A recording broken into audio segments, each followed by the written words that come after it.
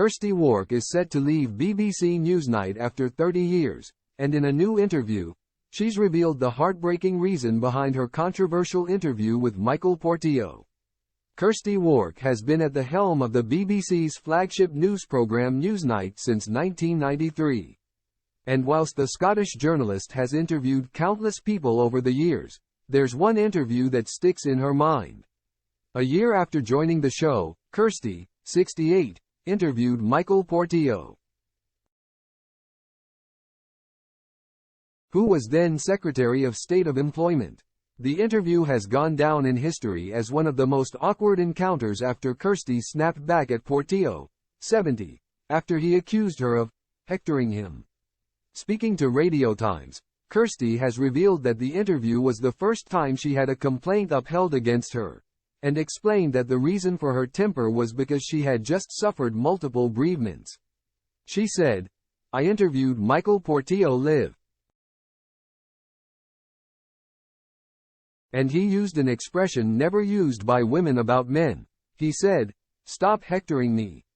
I can't remember my exact words, but I struck back, too much on the front foot.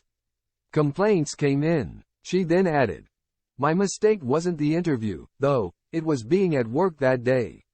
She then opened up about what had happened in the run-up to the interview, explaining that her father and mother's sister had recently died.